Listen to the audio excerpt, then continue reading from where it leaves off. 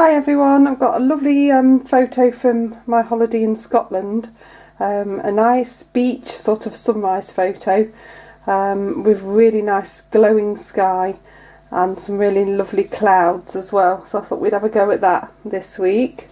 I've drawn out a horizon line, a line where the beach hits the water, and a rough line as to where the foliage is in the foreground. I've then taken a little bit of masking fluid along the edge where the lighter foliage is catching the light. So I haven't done all of it all the way down, I've just done a band all the way along, and I've used a colour shaper, and either you can use a cocktail stick, a ruling pen, just so you get some finer lines in there as well, or even a knitting needle. Colours wise, I've got raw sienna, cobalt blue with a tiny touch of rose, cobalt blue and burnt sienna to make a grey, sap green, some rose on its own, and ultramarine and burnt sienna to make a really dark grey. So they're the colours that I've got there. Okay, so we're going to come on and do the sky first of all. So plenty of water.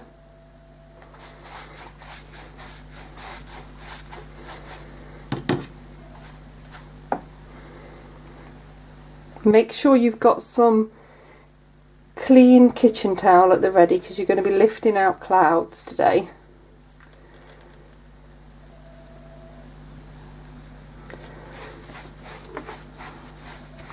So take the water over twice to make sure that there's plenty on there. It's quite a hot day here today.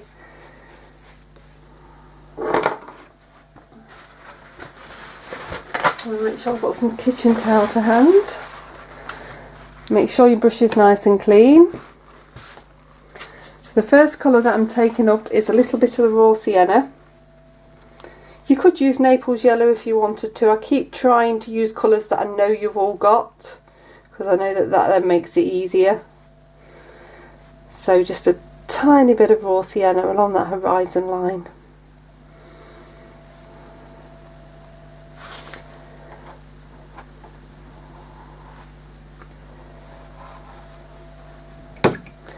I'll brush a little bit of a rinse. Then I'm going to pick up the blue with a bit of rose in. Just start to get these nice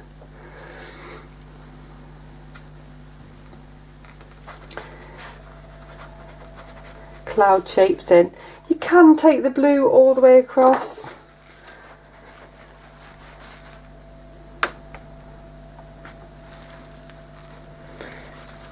It's just a bit easier to lift out if you don't take it all the way across. Sorry, I've just not mixed up enough colour already. Out of practice after a holiday. So I'm just mixing up a little bit more. Just need to make sure that it's not too purple. You just want a tiny, tiny bit of the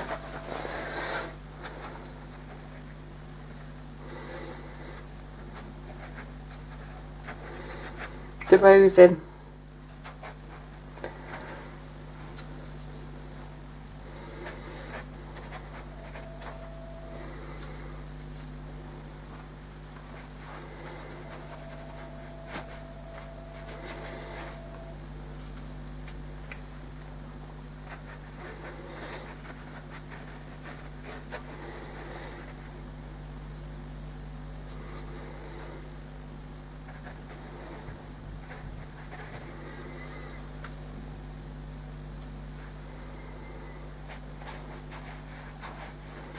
As you come down, you want it to be lighter and wispier, and just come up to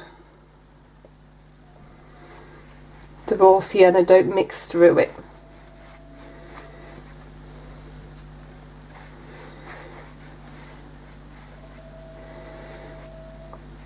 That little bit of rose should make sure that it doesn't go green.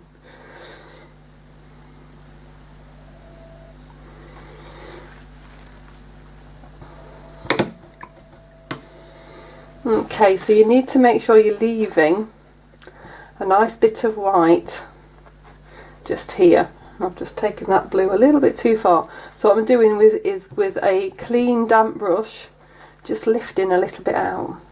So I don't want to have a hard line there. I only want a hard line where the clouds are. So then I've got a bit of kitchen towel. And I'm going to come in and dab and twist.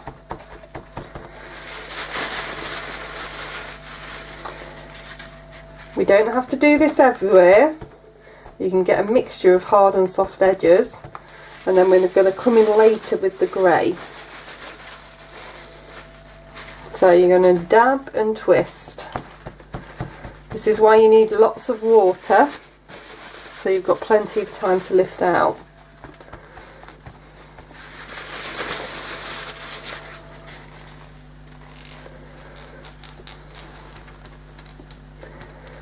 And then I can just keep getting a new bit of kitchen towel.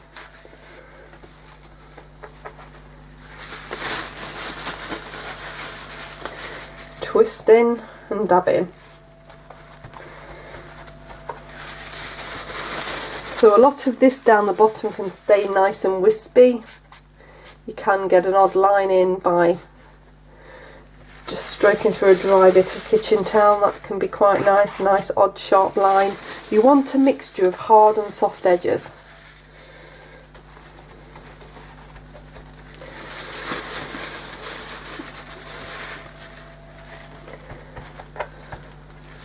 If when you're trying to take off you're finding it's not lifting, then you can try a little bit of damp kitchen towel, but it really is just making sure you've got the right amount of pressure and the right amount of water on in the first place.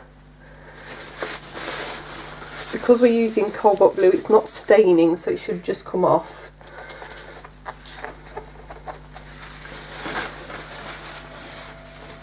And all the time I'm just thinking about the balance, where I might want hard and soft edges. You don't have to follow the picture religiously. So if there's a bit that's working quite nicely and you like it, like this bit here, then leave that bit. Don't dab into it.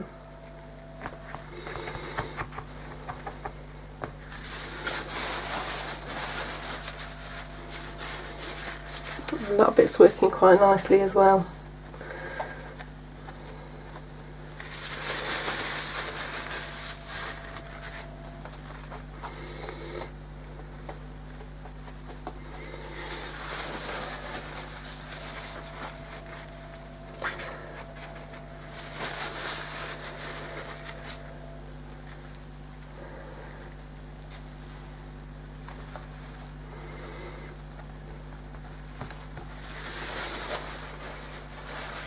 Okay, I'll dry that one off. Okay, so I've dried that really well, and what I want to do now is get a little bit of distant headland in. It is very distant. I've got a bit of grey on my number 6 brush, and I'm just going to bring this along and keep it nice and small and try to get, it's always hard to do a straight line, but try to get as straight a line as possible on your horizon.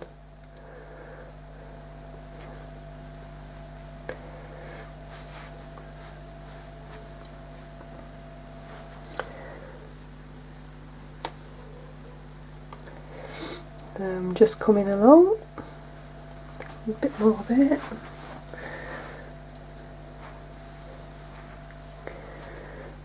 And a little bit here.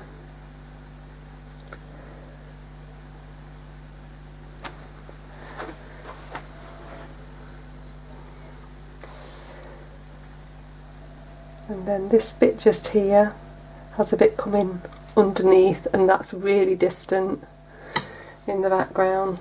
So by just taking that bit under there and leaving that bit, I'm getting that extra depth.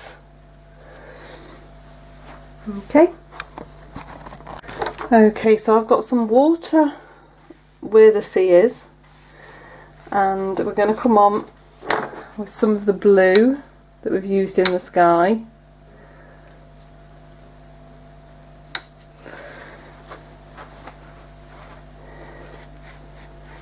You want to try and keep it as horizontal as you can, and you want this bit of light to appear this side, so you're not going to take it all the way across. So horizontal strokes, that's breaking into that edge, but you're going to leave that little bit light there, and then try to keep as horizontal as you can as you're coming across. You can always turn your work. I obviously can't because I'm on the video camera, but if I was in class with you, I would definitely turn to be able to do this easier.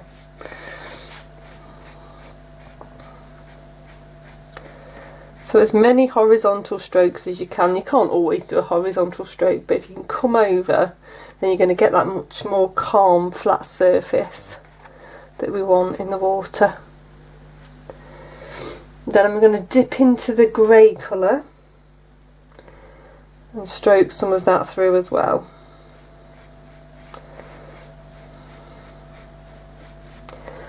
Again, keeping it horizontal. This is just my round number 10. You could, if you wanted to, go down to a flat. You want this to have a really soft effect, really.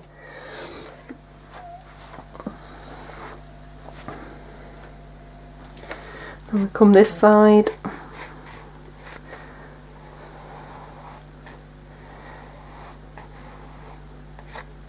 If you look at the photograph, it's darker towards the top. So you're just trying to get that dark feel towards the top. I think that's because the headland's reflecting in it. An odd little bit of light is fine. The odd little white highlight, that always works really well.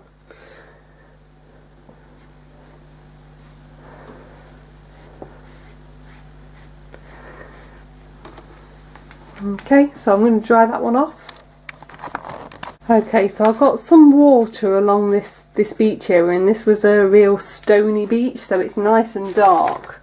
So you want your paint to be really nice, dark grey, virgin on black. Because we're using ultramarine, you're going to get this really nice granulation.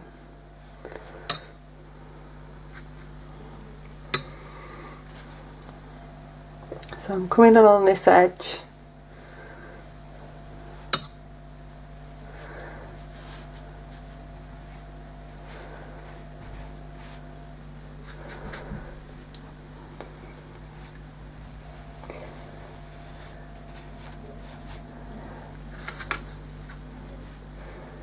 And then I'm going to sprinkle a tiny bit of salt.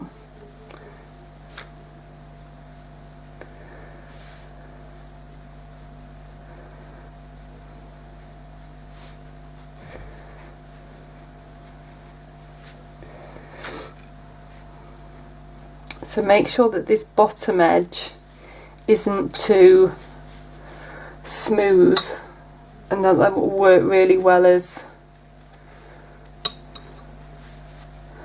part of the foliage in the foreground. Hopefully when you're coming over now, your masking fluid's not looking too bad for the bits you can see. But don't worry if it is a bit blobby, we can sort it out later and work into it.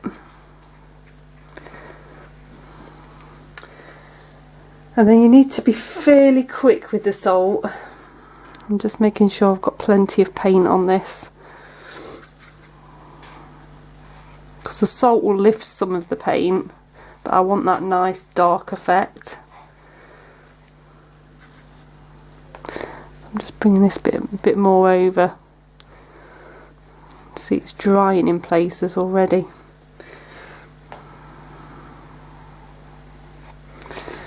Okay, and then I'm going to sprinkle it lightly with salt, just so they get a little bit lifting out for the pebbles.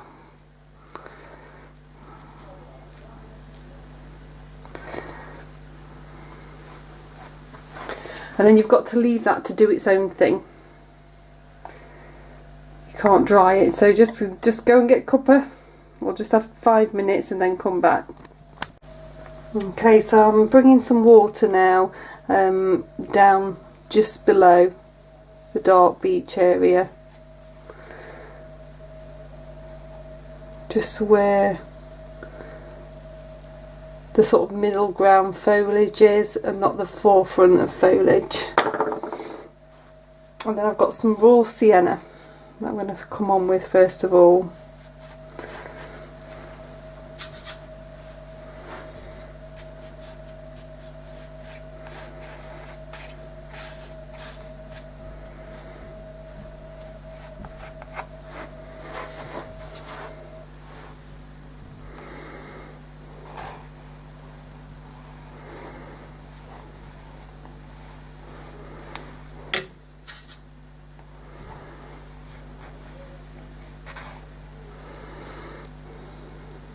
And then I'm coming into some sap green.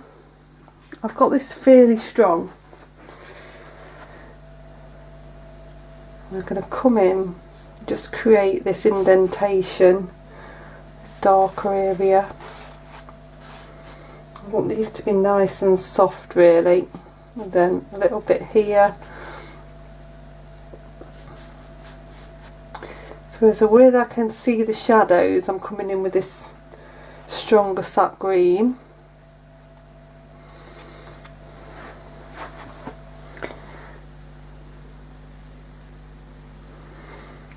And then I just want to let it flow really.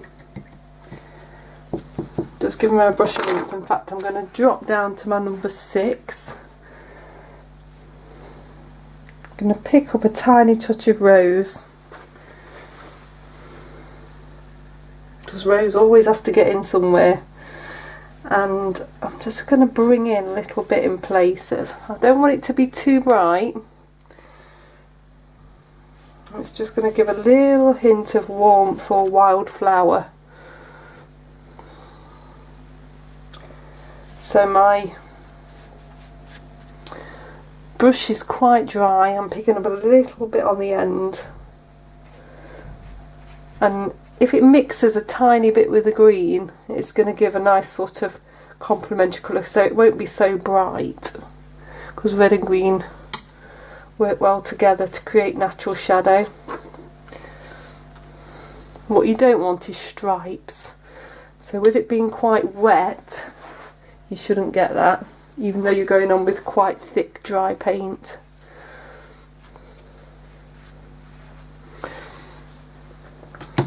Give my brush a little bit of a rinse, and then I'm coming into this very dark black colour again, and I'm going to come in the bottom of this dip here, just to start to create that really nice shadow.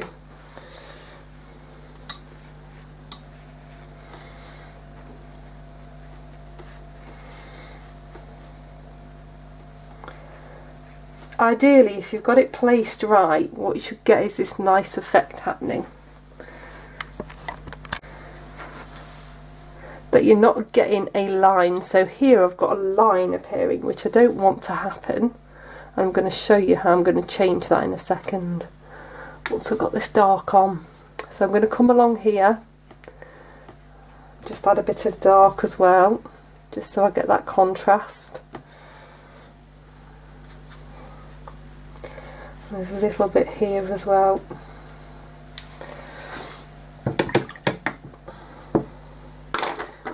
I'm going to get a clean damp brush and just lift this line here a bit.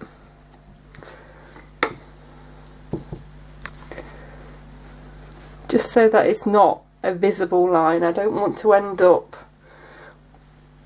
with a visible line and then trying to break through it. So if you've got any points where your masking fluid isn't coming through and you're getting a visible line, I just want you to break through that. Even with just a little bit of water, that will stop that being a problem later. Okay, so I'm going to dry that off now. Okay, so we're going to go now for this double layered sky, and the trick is to make sure it's nice and dry. You've got plenty of time when you're at home to do this, so you could even leave it 24 hours and then come back.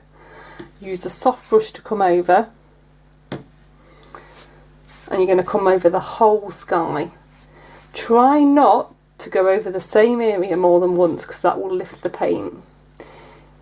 If you're not on a cotton paper, it's really hard to do, so I wouldn't even try to attempt this if I was on a Bockingford, because it will just lift the paint. So it needs to be a Saunders or a Fabriano, your usual paper, to do this for a double layered sky.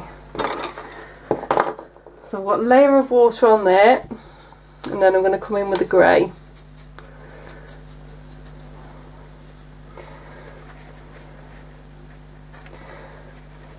And you're thinking circular motion, clouds. Don't eliminate all of the hard edges. You just want to get this nice effect in of this double layer. So you're not just working on the white, you're working, I didn't want that big blob of blue there. You're working over the whole area. Just mix in a bit of brown into there to just break that from being too blue.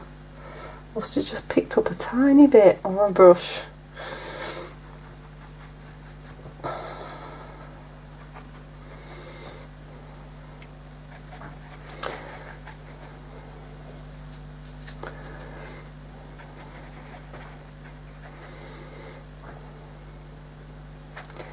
So over the white and over the blue. You can wisp a few bits through.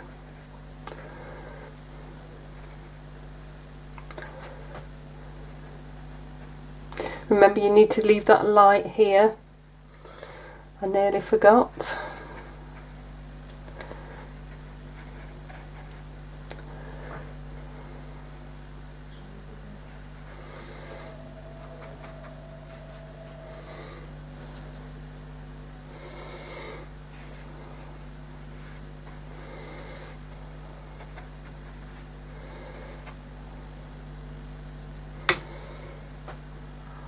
You can have some wispy clouds towards the bottom.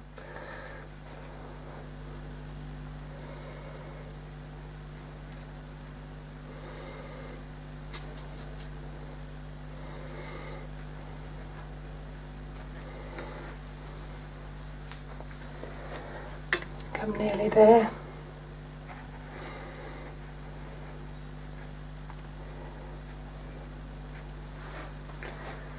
Okay, I'll dry that off. Okay, so I've taken the masking fluid off now, and I'm just coming with a bit of water along this bottom section up to where the masking fluid was. I'm going to come in with some raw sienna.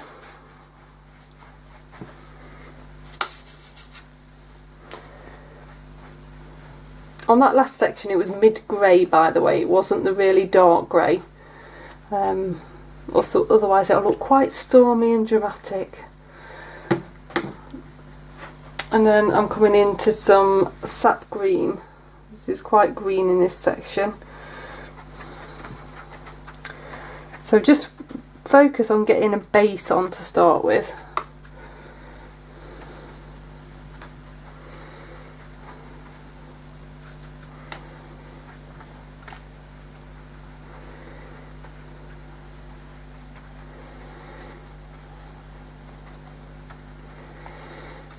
Okay, and then I've got my trusty sponge,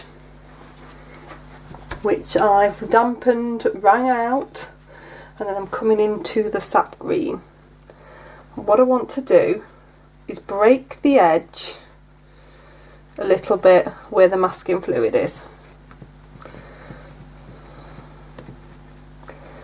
So a sponge tends to do this quite naturally without too much effort.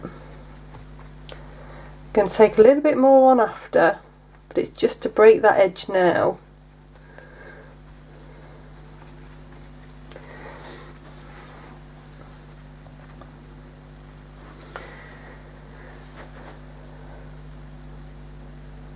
And then I'm coming into the dark colour, the really black colour. I'm just starting to create where the shadow's going to be.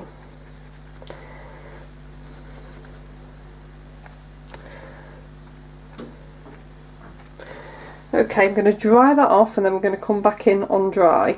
Okay, so that's dry, and what I'm doing now is coming in with just sap green and my brush over the bits that were masked. What I'm really focusing on as I'm doing this is not worrying about getting every little bit of white, but making sure I'm breaking into this edge all the time. So this line, so that I'm building up the shadow there and some depth. If I continue to work to that line, then we're just going to get a really, really visible line. So I need to break through it.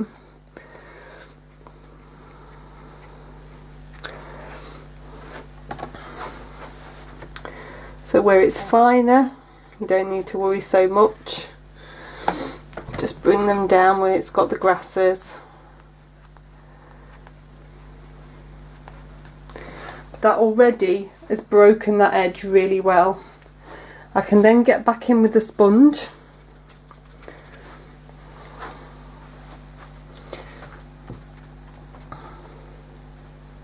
So this is a sap green.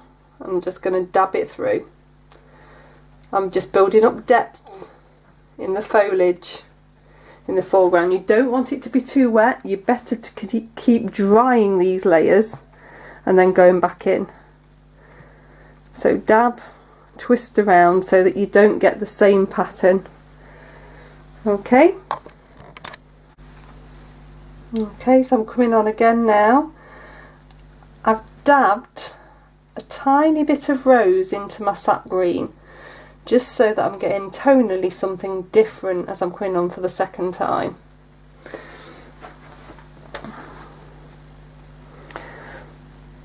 So all of these layers will build up to give really good depth. Don't be afraid to come over the bits you've done with the masking fluid. That will help break those up a little bit more,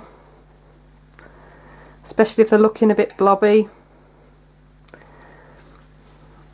And then lastly, you can dip into your really dark colour. I've just got a little bit of this black left. You can bring some of that in, just in places where it looks a bit darker on the photograph. You can even work in with a brush if you want to. The sponge is really quite forgiving if you can get that right. It really works and is quite forgiving. I've got the brush here, so I can take a few darker bits in.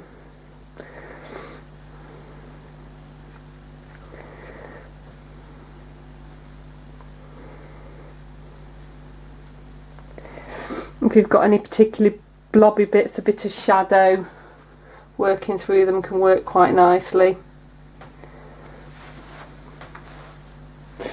Okay, I think I'm pretty much there. I hope you've enjoyed it. I'll see you all next week. Bye.